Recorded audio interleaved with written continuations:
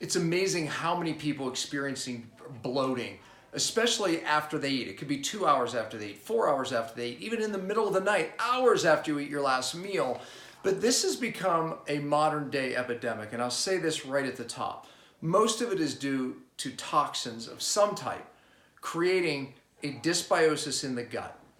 But it's more complicated than that.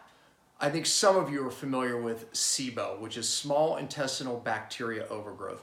When this bloating issue gets very bad, most likely you will be diagnosed with SIBO, which simply means you have too many bacteria in your small intestine. They belong in your large intestine. Even the good guys can build up too much in the small intestine. And one of the symptoms is bloating.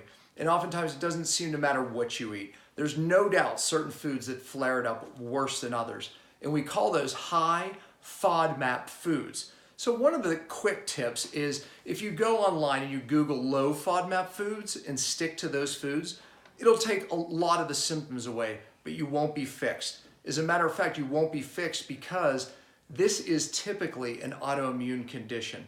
Now, there are certain killers that you can take, and I've done some cellular healing TV shows on this, on SIBO, but the killers will only get you so far. And again, it can reduce the symptoms. So I'm not against taking killers. What I mean by killers is things like oregano oil, and it's important to rotate them. A product that I like, biocidin. A product that I like, the number 3 Backtracks. So there's a lot of different products. Uva-Ursi, I can keep going. Olive leaf is another good one. But the point is this, is that the bacteria typically get used to them, and they back up into biofilm, and they eventually protect themselves from those killers. Now, there's some antibiotics that people use with some success. One is Xifaxan, which you can see advertised a lot, and another one is neomycin. And the combination of the two has been used. However, once again, you have a reoccurrence in a large amount of cases. Why? Because the bacteria run from the antibiotic just like they do the natural killers, and they end up in the biofilm.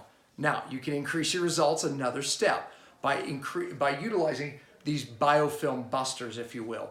So there's a product that I love called Interface, it's F-A-S-E, Interface Plus, P-L-U-S. And it has some things in it, that enzymes, as well as a little EDTA that starves the biofilm, or the bacteria from making biofilm, I should say, because EDTA binds iron. So eating a lot of iron, yeah, it will make your biofilm worse, and therefore your SIBO, or your small intestinal bacteria overgrowth, and therefore your bloating. All right, but let's talk about why many of these things, even when done correctly, still people go, okay, I'm better, but I'm still not fixed. And you know what? If I ate these high FODMAP foods, I'm back to square one. It's an autoimmune condition, and this is recent news. Now, this happened to me. I got a cavitation removed, and all these bacteria ran from the site. I didn't know, so I didn't prepare for the cavitation. And I've done a lot of videos on cavitations too. These are infections in the jaw from where wisdom teeth typically were pulled out. They heal over 20, 25 years later. They don't have pain, but they can be infected and they can cause autoimmune and other symptoms. The point is these cavitations cause disease and they should be taken out, but they should be taken out correctly. I got mine out and I didn't prepare, and the bacteria went to my gut. They created a toxin, and my body created an autoimmune reaction to this. This can also happen with a toxin from food poisoning, just to give you an idea how this can occur. Now, we didn't have a good test for this in the past. Breath testing, not accurate, and it doesn't show the autoimmune problem. This one does. It's called IBS Shore, and it's from a company called Vibrant Wellness. The IBS Shore tests for 2 different antibodies, IgG antibodies. One from a protein called vinculin, which is a protein that is in the nerve complex that supplies the small intestine. It's called the migrating motor complex. This complex of nerves, its job is to move particles of food through the small intestine quick enough that it doesn't feed the bacteria there. So when this complex isn't working correctly, you build up bacteria in the small intestine. And the complex works typically at night, that's when this thing kicks on, and it's not the same peristalsis that we expect in the large intestine. This is a separate complex, but this will occur at night, and it moves the food particles through, and you don't build up these bacteria. So this vinculin is a protein in this nerve complex that supplies the nerves that create this, this movement of the food. So what happens is that the immune system starts attacking this protein. This test actually tests for the antibodies that this might be occurring to you. And then there's another antibody that they're testing for called cytolethal distending toxin, B. Cytolethal distending toxin. Makes sense, right? But this is a toxin, it's called CDTB in short, and it is another one that we can measure.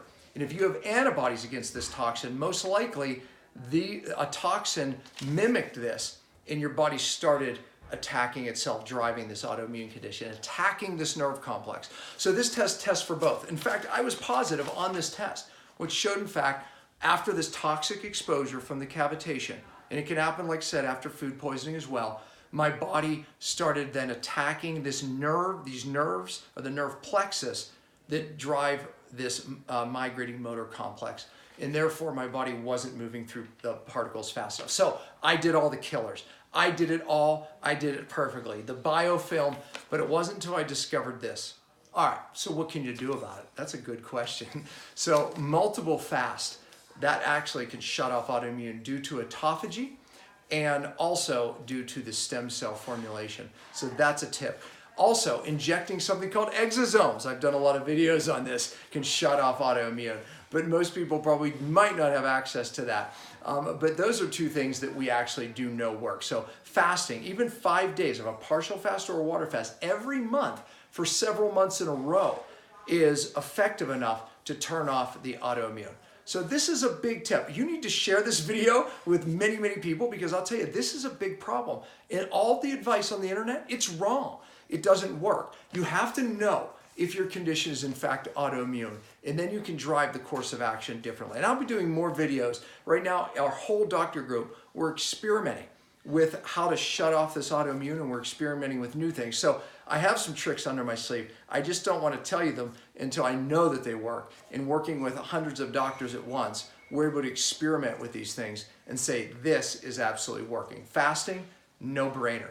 Definitely shuts off the autoimmune. Exosomes, no brainer. Shuts off the autoimmune. Okay, share this video and I'll do more on this topic because this is a big one. But remember this, always, you have to fix the cell to get well and you have to detox the cell to get well. So, see you on the next video.